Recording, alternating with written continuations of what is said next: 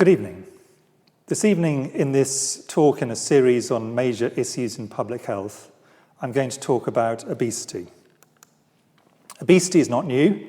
It's been around for as long as we have records, but it has increased and it is increasing. So should we worry? And if so, what should we do about it? This lecture will cover the epidemiology of obesity, the health impacts of obesity, interventions at an individual level, and interventions at a societal level. And running through all of this is a very strong belief that there is absolutely no reason why people should feel any shame or embarrassment about obesity. It is purely something to be concerned about from a medical point of view, and this will take a purely medical approach to this. And I've illustrated this by this fine, proud statue of the great author Balzac by Rodin.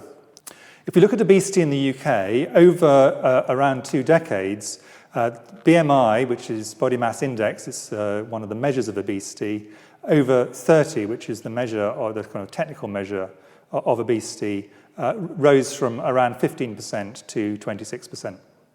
It's been a bit more stable over the last few years, but it is already a very significant issue in terms of health impact societally and for individuals.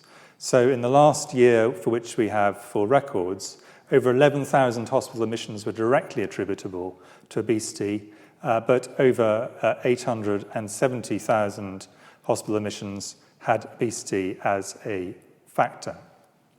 And around 20% of Year 6 children were classified as having obesity, and this is going to feed through, if we do not act, to significant lifelong health problems.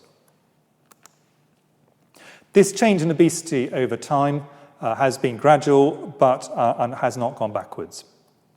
The main measure of obesity is, as I said, body mass index, and this is weight in kilograms divided by height in meters squared.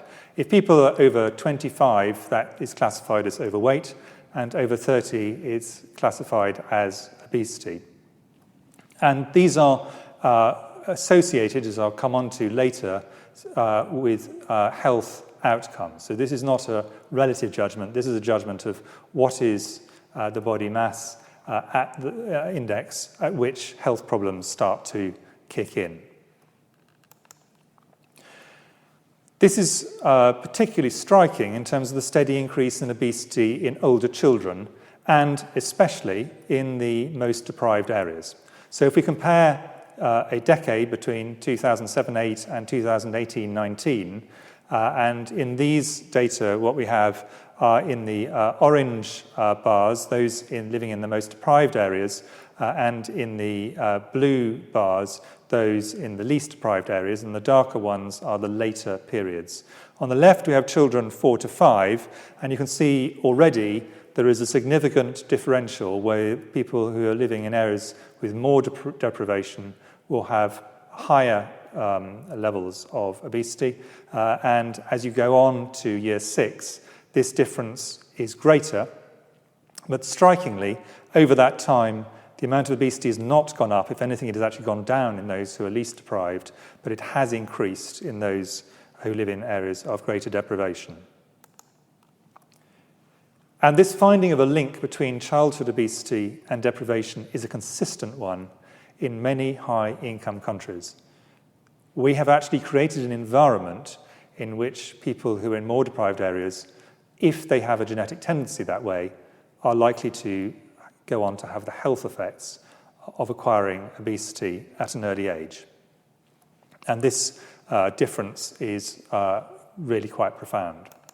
And if we look over time, the difference between the most and least deprived areas in terms of children, both at reception year, but even more by Year 6, has steadily increased. So the difference, if we go back to 2006, was about 8.5%. The difference more recently is about 15%. So this problem is getting greater, not smaller.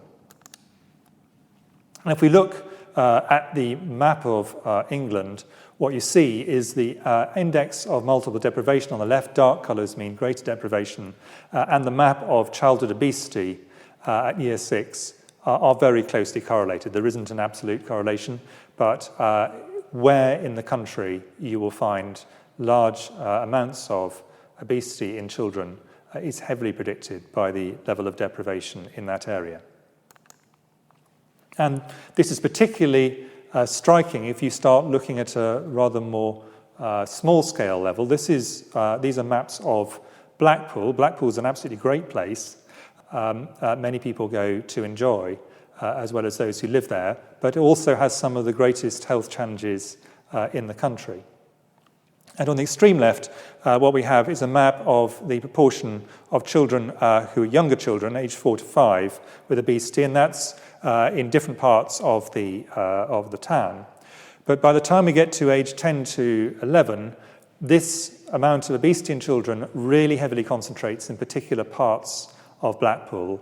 And if you then look at a map of male life expectancy at birth, which has a huge variation across the town, what you see is the areas with very low life expectancy, so 66 to 73 in red, in adults, very strongly correlate with childhood obesity of children who are 10 to 11.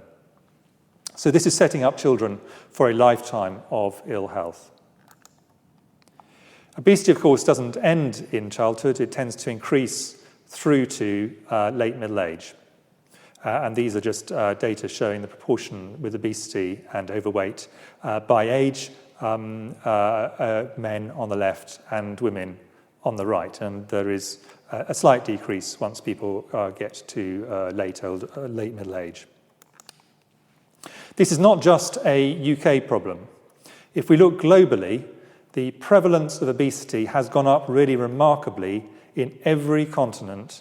And if what we have on the left are females and on the right males, and what has happened since 1975. And as you can see, a steady increase in obesity everywhere. If we then look at a map of the world and compare 1975 with 2016, on the left we have the earlier period, and this shows the proportion of people who are overweight, BMI of over 25 kilograms per meter squared, and very large parts of the world had very low rates of being overweight.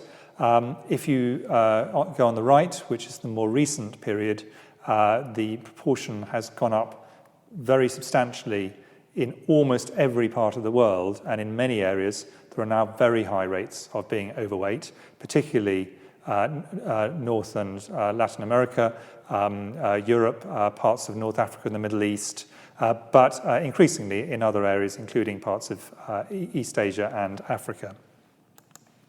And the same is true if we look at people who have got a higher BMI and have obesity. And again, really low rates relative to where we are now. If we went back to 1975, the world looked a very different place at that point in many countries compared to now, where there is really quite substantial amounts in the darker colours of obesity in many parts of the world. Important also to remember that overnutrition, too many calories through sugars and fats in particular,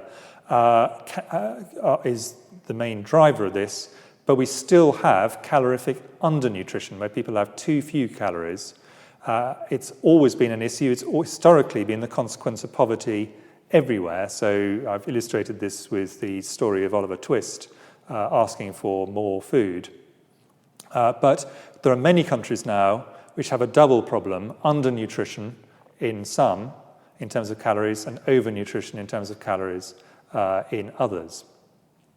And in higher income countries, you can often have a situation where people who have obesity also have poor diets, which means they are actually short of particular critical parts of the diet. So it's possible to be overnourished in terms of calories, but undernourished in terms of other parts of the diet that are essential.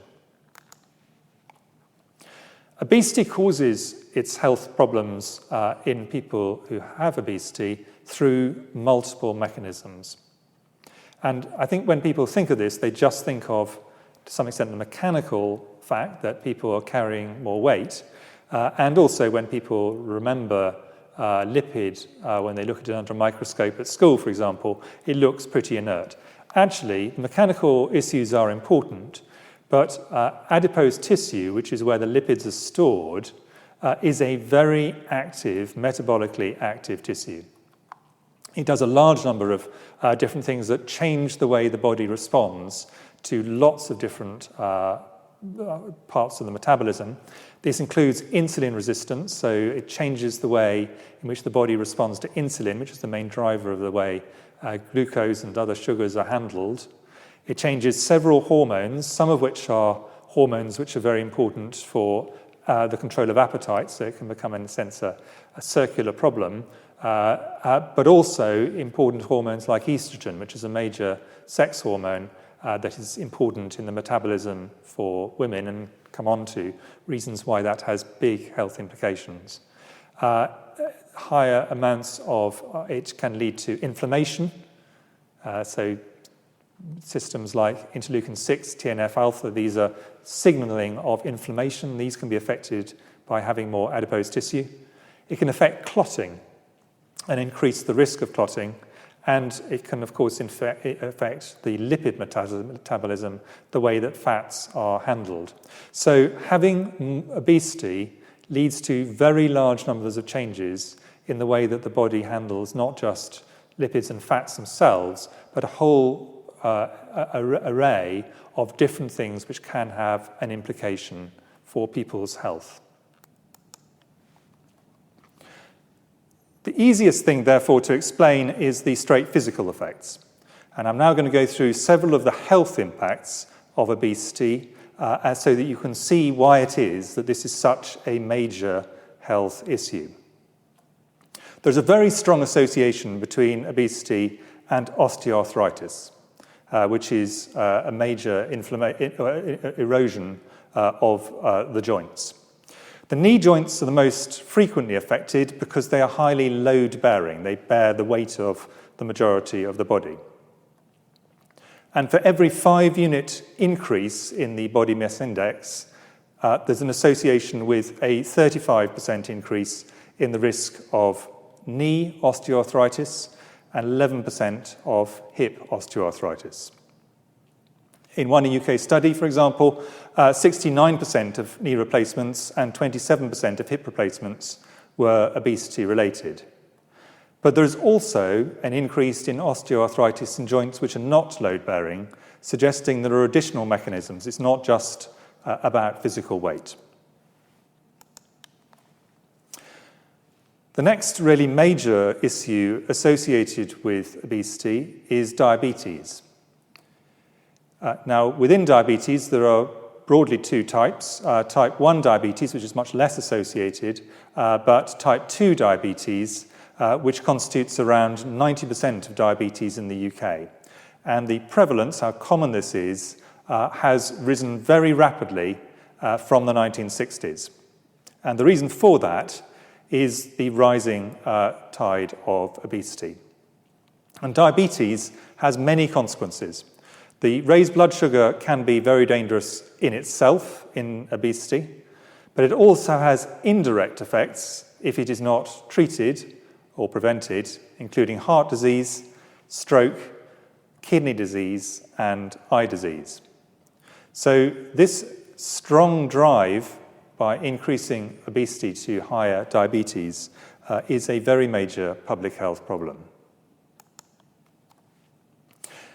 The major risk for type 2 diabetes is being overweight, and this accounts for probably 80 to 85% of type 2 diabetes in the UK. And unsurprisingly, it therefore increases with deprivation, unlike type 1 diabetes. Importantly, where people who have obesity and type 2 diabetes lose weight, the diabetes may often go into remission. So the diabetes comes on with the increase in weight, but can recede if the weight comes down.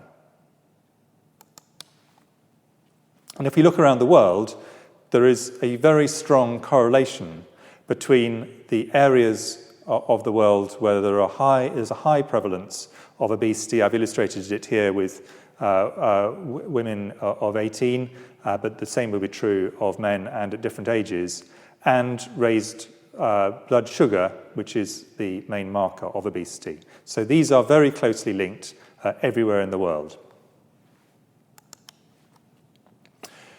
Then there are very major impacts in terms of heart disease. In general, for every unit of BMI increase, the risk of heart disease or coronary heart disease increases by around 8%. And this is associated with a number of different factors. Fat, particularly fat around the organs, is associated with raised cholesterol, raised blood pressure, and of course the effects of type 2 diabetes. In the case of coronary heart disease, where the fat is important, as well as the fact there is fat at all. And increased waist circumference, which is associated with visceral fat around the belly area, is as important as a predictor of heart disease as actual BMI. So if people have got their fat mainly distributed centrally, that is a higher risk than if it is more peripheral. And this is a particularly high risk for certain ethnic groups, for example, people of South Asian heritage. Also, in the cardiovascular system, there is a strong association between obesity and stroke, especially strokes in younger people. And this, again, is strongly associated with increased waist to hip ratios, so central obesity, but also BMI. For example, one study from the USA looking at waist to hip ratio showed that for those under 65 years of age, the odds ratio for having a stroke was 4.4. That's a really quite substantial increase. For those more than 65, there was an increase, but a much smaller one. Other factors tend to become more dominant. Then obesity is associated with several major cancers. I've illustrated this with cancers in women, but there are cancers in both women and men which are obesity related. So here is a meta-analysis which is looking at risks of obesity with a whole series of major cancers. And some of them have no association with obesity at all. But some of them have quite an important one, which include endometrial cancer, uterine cancer, and postmenopausal breast cancer. I put those two together because they are largely driven by hormones, and it is the effect of obesity on the hormonal balance which is probably the reason why these cancers are more common. And then esophageal cancer, which is a very dangerous form of cancer with much less good outcome than many other ones, and renal, kidney cancer are also associated with obesity. Some of these, the effect is quite small. So, for example, on postmenopausal breast cancer, it is a relatively small effect, but because it is a very common cancer, this still can have a big public health impact. Moving to the next body system, liver disease, non-alcoholic fatty liver disease is very common with obesity. So liver disease in the UK is very often associated with alcohol and globally is associated with infection, particularly hepatitis. But obesity is another very major driver of liver disease. The more dangerous form is something called non-alcoholic steatohepatitis, NASH. It can progress on to cirrhosis and to liver cancer. And here it is, in this country, it's the second most common reason why people may need a liver transplant, which is a very major operation. In women who are pregnant, obesity can also be a significant risk for their pregnancy outcomes. Overall, the chance of miscarriage under 12 weeks is about 1 in 5. Miscarriages are relatively common. But if you have a significantly raised BMI, the chance is 1 in 4, so the risk goes up. There's also an increased risk of gestational diabetes. This is diabetes that comes on only in pregnancy, of blood clots, which are a risk in pregnancy, of high blood pressure and preeclampsia, and it also can cause difficulties during delivery. So it is obviously something which you would rather people do not go into pregnancy with obesity, although once in pregnancy, they definitely should not be trying to lose weight suddenly. That would not be a good practice. And has been vividly demonstrated, sadly, in the last year, infections, not all infections, but some infections, can be made more common or more dangerous by obesity. And the one that we've seen this really starkly in is COVID-19. There is a very clear association here in the UK and in other countries between obesity and admission to hospital with COVID-19. If they go into hospital, admission to ICU with COVID-19 and dying from COVID-19. And the greater the degree of obesity, the stronger this association is. And it's also clear that countries with more obesity have more deaths from COVID, although this relationship is relatively indirect. So if we look at all causes of mortality, or communicable disease mortality, that's infections, or non-communicable diseases, that's things like heart attacks, strokes, and cancers, with all of them, there is a very clear association between obesity and early mortality. I've just illustrated this with one study of almost 2 million people who never smoked in a GP database here in the UK. On the left, all-cause mortality, in the middle, communicable, and on the right, non-communicable. And what you have is the BMI, and if people are very underweight, which is a relatively much rarer issue here in the UK, then there is an increased risk. The lowest risk is when people are what in medical terms would be considered to be normal weight, and once people get to being overweight, having obesity, and then having really severe obesity, then the risk of dying early is very substantially increased. And this association between obesity and increased mortality is irrespective of age, gender, smoking status, and a variety of other risk factors. So therefore, as obesity is increased, the risk of premature mortality from people who otherwise would have died much later is steadily increasing. And this, therefore, represents a major future problem for individuals, families, society, and the NHS.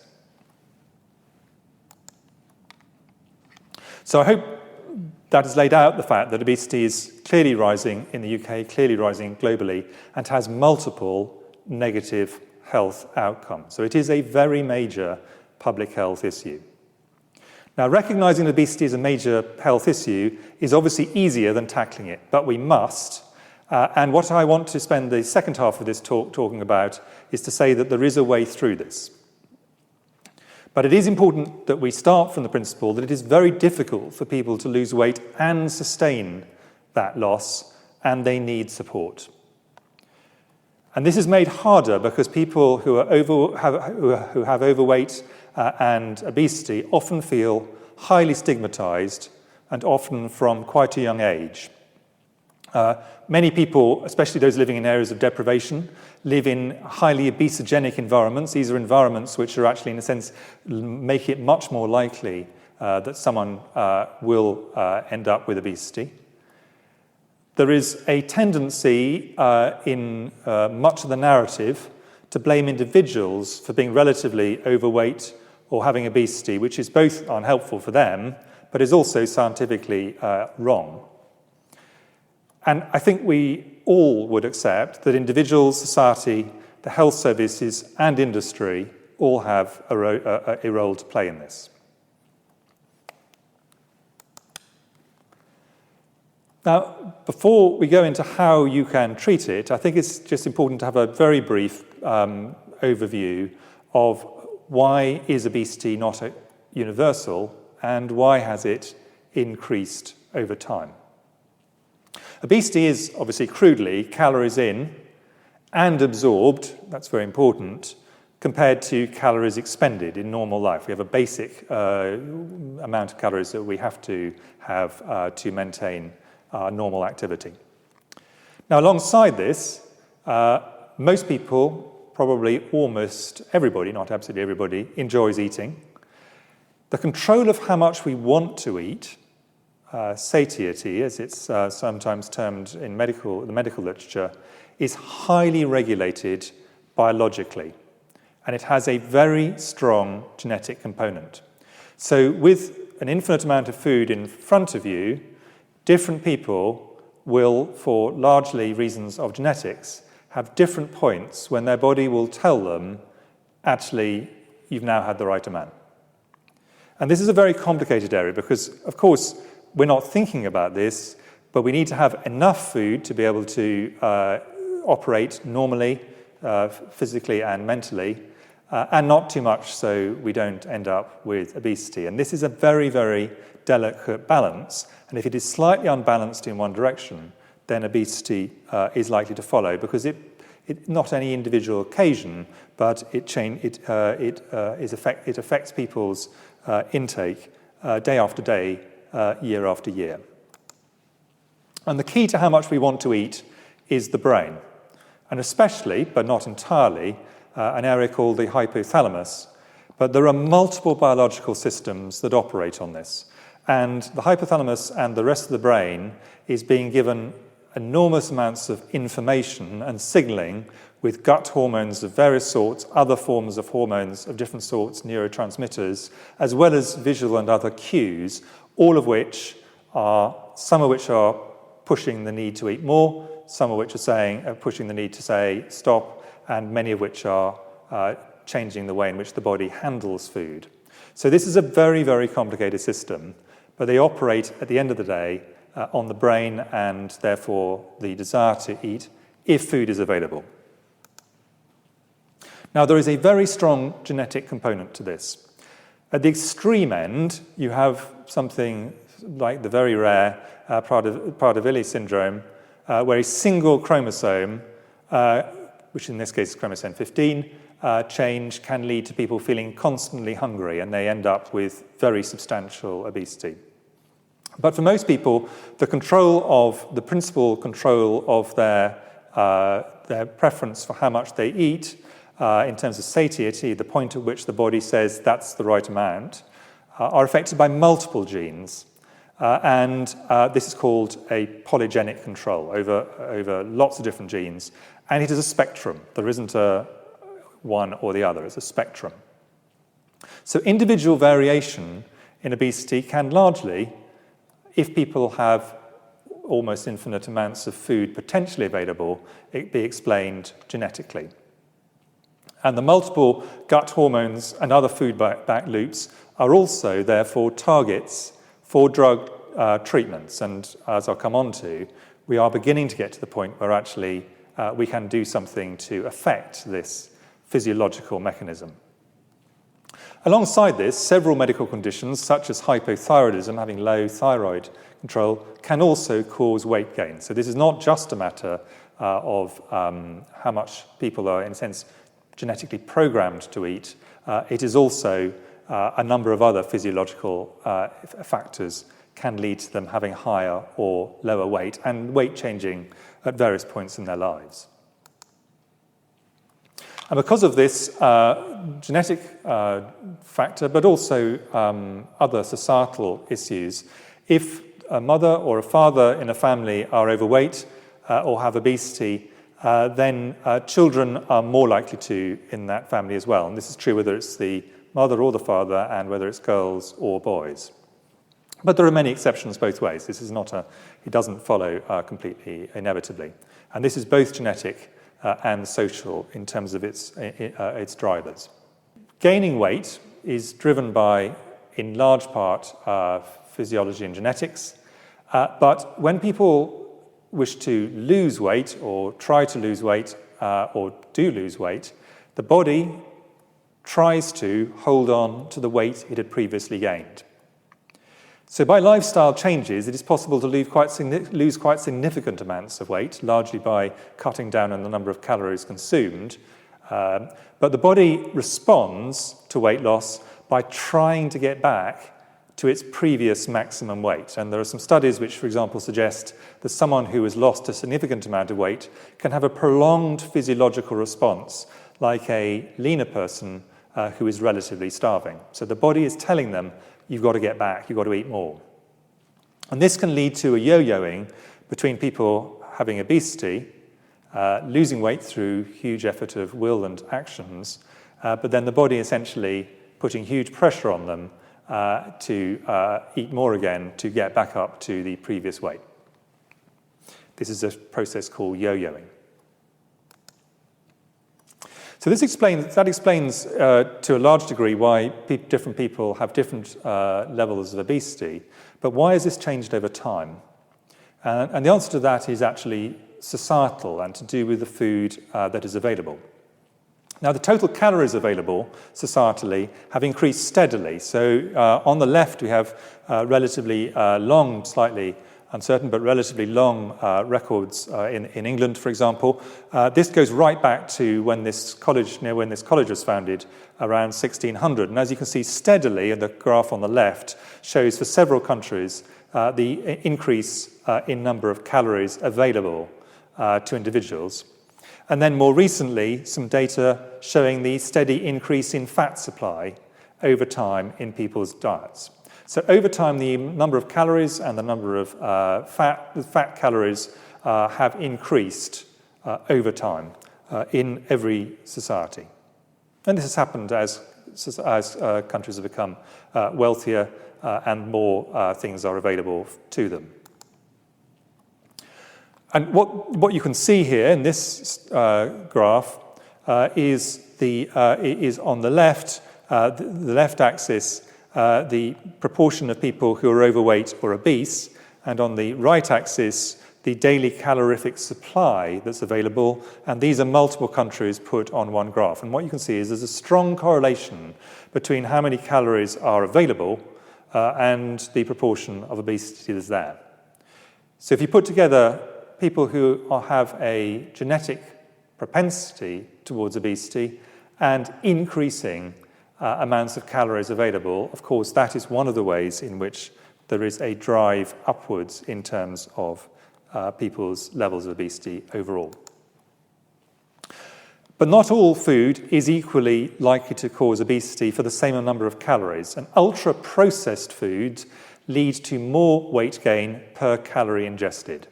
It's possible to feel full with the same number of calories, but if you have less processed food, relatively, in a sense, simple foods that you might prepare from scratch, you'll feel full earlier in terms of the number of calories you'll then absorb than you do with the ultra-processed foods, which have very high calorie density and the various ways in which the food is presented is broken down in a way it's more easily absorbed.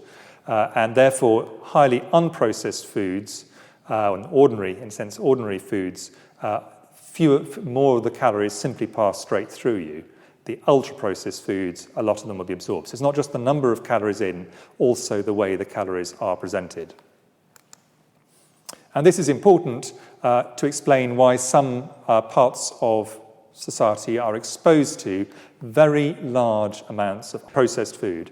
And if we compare these two maps in the UK, one of them, for example, the one on the left, is of fast food outlets, density of fast food outlets, and the one on the right is childhood obesity. There isn't an absolute cause and effect, but you can see there is a very strong correlation. So people have a significant genetic tendency towards obesity. The amounts of calories available have been steadily going up, and the ultra-processing of foods, which is highly concentrated in areas of deprivation in terms of the foods that are available, all of these can help explain why the rates have increased over time. So how do we get back from that? Well, there's a role for individuals and their families, there's a role for the medical profession, and then there is a role for society. Let's just consider medical practitioners and individuals who they're working with, their patients, their clients. And this is a slide, one of two, from my first lecture in this series, which was asking the question, what's the role of the individual, the medical profession, and the state in terms of prevention of disease and prevention of things that lead to disease, including obesity.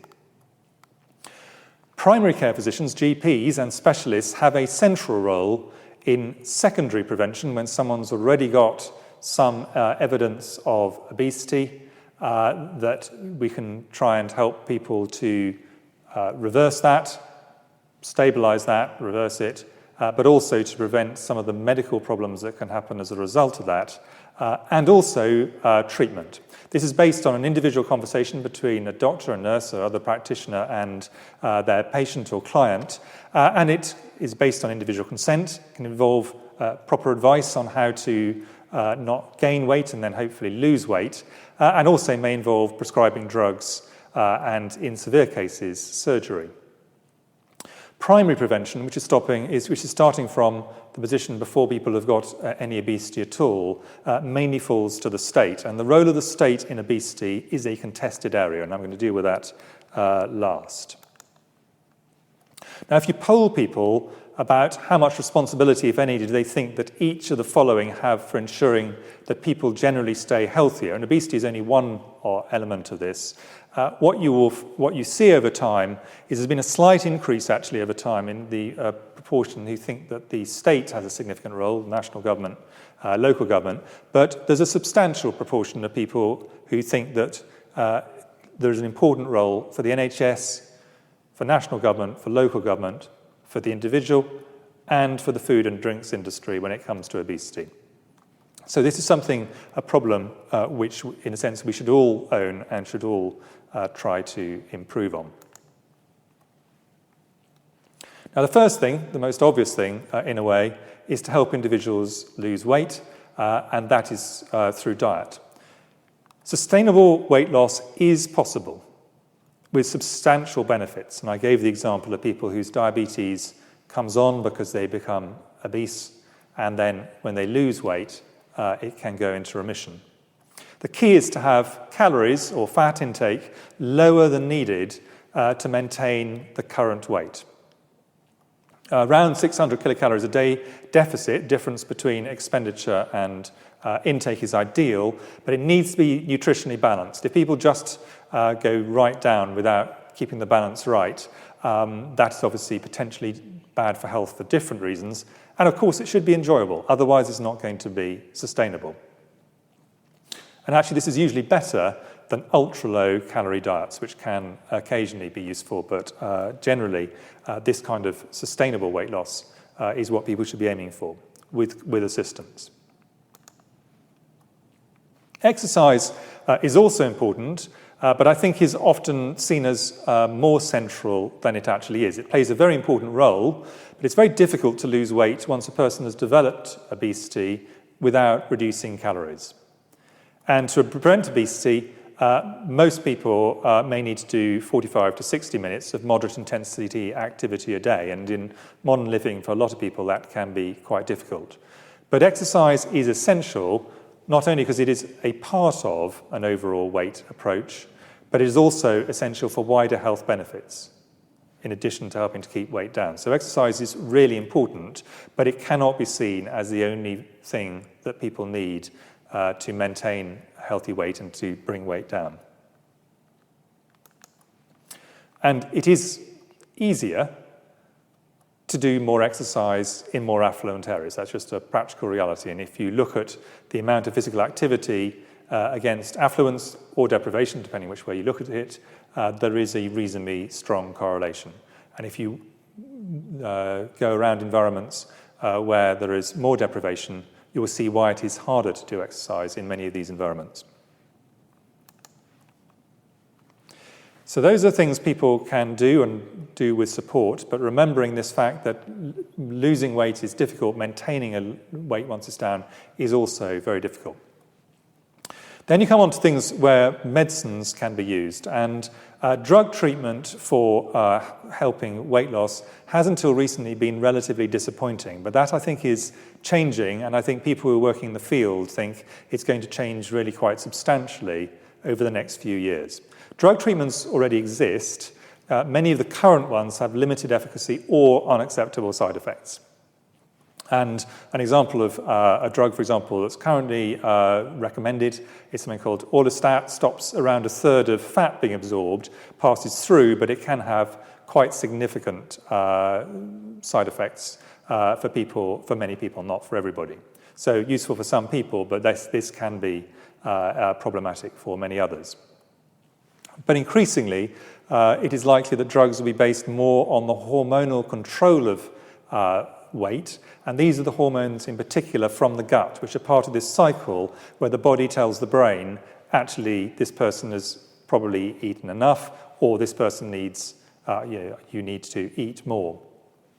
And the most recent one, I think a very exciting advance actually, is a drug called semaglutide, which is a glucagon-like peptide. This is one of the gut hormones. It's like one of those. It's been used in type 2 diabetes, but it's recently been shown to have benefit in terms of helping weight come down and then be sustained. And it does this by reducing appetite. It basically signals to the brain that this person has eaten enough. Now, you might worry that once people are on it, the weight will carry on just falling away and falling away. Actually, other mechanisms kick in. So what we've seen on this, and this is a trial that came out actually this year in England Journal, what you can see is a significant change from baseline in terms of the percentage weight, and then it stabilizes. So here's an example, and hopefully there will be many more, of a drug mimicking part of the natural process by which appetite is controlled, which can help bring weight down and then maintain it. But I think we're a long way from using these in a widespread way. These are very much for people who have significant degrees of obesity and the potential for getting into very serious health problems. The most invasive treatment that doctors can provide is surgery, bariatric surgery. And there are several forms of this, but broadly three types. Gastric bands, which are a band around the stomach, which helps people because it means they essentially can't eat as much to feel full. But there are two other ones, gastric bypass, where the top part of the stomach is joined to the small intestine, or what's called a sleeve gastrectomy, where some of the stomach is removed and then replumbed. And this, actually, the principal way this works is by changing the way in which the signals from the gut, the hormones from the gut, regulate appetite and glucose. So people start to lose weight sustainably really quite fast with these. But as with all operations, there are risks and there are side effects. So this is not a way you would wish to deal with people who have obesity unless they've really got to a point where other things have proved ineffective. And the effects of gastric surgery are that people with severe obesity can go on to lose quite significant amounts of weight, often very rapidly, and then it stabilizes. And if, for example, they have type 2 diabetes, this can often resolve and the reduction in blood sugar be maintained. So this can have really significant long-term positive health effects. Unsurprisingly, given that the environments which have a tendency to promote obesity in areas of greater deprivation, there is a very strong correlation between the need for bariatric surgery and areas of deprivation, or over 3 times more likely in most deprived areas. And this is an operation which tends to be needed for people in their middle ages. So those are things individuals can do, families can do, medical practitioners on an individual basis can do for people with significant obesity. The final thing to consider is state intervention. And the other slide from the first talk I gave in this series was the idea of the ladder of possible state intervention. Starting from very uncontroversial areas where things like supporting science to test possibilities, testing out, for example, whether various drugs for people with significant obesity are effective, informing the public or information, engaging with industry and saying, look, could you please try and work with us to help these? These are relatively limited use of state powers. Mass voluntary programs are rather less relevant to obesity. But then you get into areas where state powers are being used rather more, and those include nudge taxes or interventions where you put a relatively small tax or intervention to try and change behavior. Regulation. More heavy taxation that is actually really designed to change behavior in quite a profound way, as, for example, the taxation on cigarettes and higher strength alcohol. Outright banning or making individuals subject to civil or criminal law. And I think in society, there will be a widespread view that the top end of the ladder of state intervention would not be appropriate for these areas. But the question is, what are the things that the state should be doing to help support people and support society to reduce the amount of obesity and number of people who have overweight? And this inevitably has to be decided by politicians as representatives of society. This is not a medical decision, this is ultimately a political decision. But I think there are some things which can help us to work out the best way to potentially address this. The first thing is just to be absolutely straightforward.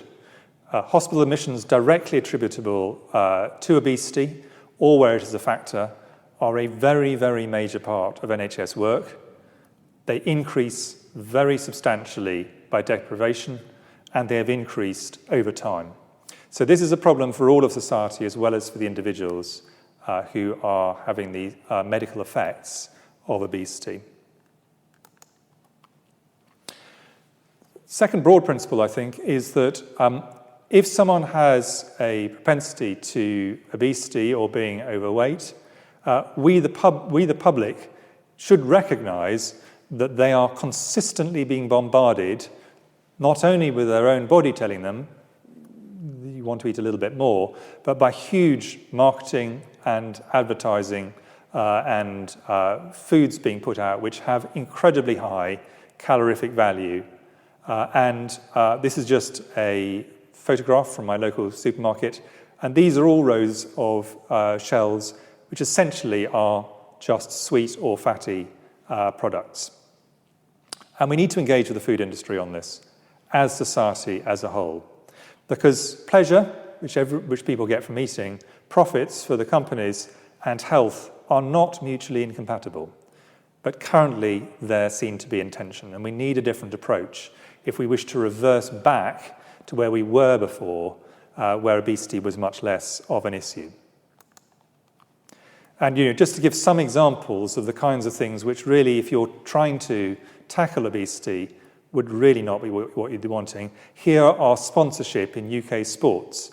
And many of the companies that are in this, or all the companies that are there, sell foods that people want, but they are very high calorie, often calorie dense foods, and they're associating it with sport, which is actually an unhelpful thing to associate it with, particularly for younger people. So the aim should not be to reduce enjoyment, or indeed profits, but to reduce unnecessary energy, in particular sugars and fats, but also remembering that ultra-processed foods can increase weight with the same calories. And this is perfectly possible to do. I've illustrated here two things I enjoy, among many, Greek yogurts and colas. There's a huge difference in terms of the energy in the two yogurts that are here. One has 0 grams of fat, the other has quite substantial amounts of fat. They taste slightly different. And on the right, different forms of cola with the amount of sugar and sugar lumps which they have inside them. And so if you're having a full sugar cola, you are taking in a very large amount of sugar indeed. So if we're going to try to deal with these, we're going to have to use multiple interventions, each with a modest incremental impact. And we don't yet know the optimal mix. And I think there is no country in the world which has got this absolutely licked. This is a serious problem which every country is struggling with. And because of the fact that the way we all interact with food varies enormously by different cultural environment, the solutions will be different in different places. But examples of possible state interventions include things like traffic light labelling of high-calorie foods, restricting direct advertising to children, restricting sports advertising of high-calorie, low-nutritional foods, restricting fast food outlets near schools, sugar levies on the highest calorie soft drinks, lower taxes on lower calories, that's in a sense putting the incentive the other way. These would all require some use of state powers, and this has got to be a political question. And I think that the best way to do this in a way that is least difficult for individuals is to actually have a small intervention over a very wide sweep, rather than expecting one intervention simply to solve this problem. There's often a sense that we can't really change things, but I'm just going to finish with an example where that clearly is not true. So over the last few years, there have been voluntary agreements in the UK between government and the food industry. These have had some effects, but overall, in areas where there's a voluntary interaction, in many areas, the amount of sugar, for example, has hardly changed. In fact, in a few cases, it's gone up. There's some particular areas where things have improved, like breakfast cereals and yogurts and spreads have seen significant falls, but in many other areas, there's really been no change at all. But there was an example over the same time, of a very small levy, sugar levy, on the higher sugar drinks, the soda drinks. And this is just to show that these next two slides are just to show what the impact of that was. And there was a lot of people said, well, this will lead to people not wanting to drink these. Actually, what it led to was drinks companies largely reformulating to reduce the amount of sugar in their drinks so that they came below the sugar levy threshold. And the result of that was that sales either stayed the same or increased in terms of the amount of colas that were consumed. And you can see that on the right here. That's the total sales of these using Public Health England data. And this is in every socioeconomic group. But the amount of sugar consumed really substantially reduced by 35%. So it reduced from over 135,000 tonnes to just over 87,000 tonnes over this relatively short period by really quite a small incentive by the sugar levy. And therefore, if you look at sales-weighted average total sugar through fizzy drinks or colas of different sorts, what you see is a really substantial difference between 2015 and 2019 over the period that this had an effect. So here's an example where a very small state intervention didn't actually affect the market, didn't affect people's ability to have sugary drinks, but did significantly reduce the number of calories. Alone, that will have a modest effect. But if you do lots of things with effects of the sizes of this sort, then you will end up with us being able to go back down the curve where obesity has been rising. We can go back to a situation where obesity stabilizes and then is falling. So in summary, obesity has increased and in many parts of the world is increasing. This lecture has covered the epidemiology of obesity, showing it's increasing really globally, the health impacts, which are multiple across very many body systems, interventions at an individual level, where we are already seeing new interventions, new drugs, for example, but I think we're going to see a significant improvement in these over the next years, and interventions at a societal level, showing that it is possible to have an effect which actually can lead to a reduction in people's intake of calories, whilst at the same time they can continue to have the foods and drinks they want. It's a problem, it's a growing problem, we need to tackle it, but there is a way through, both at the individual level and at the societal level. Thank you very much.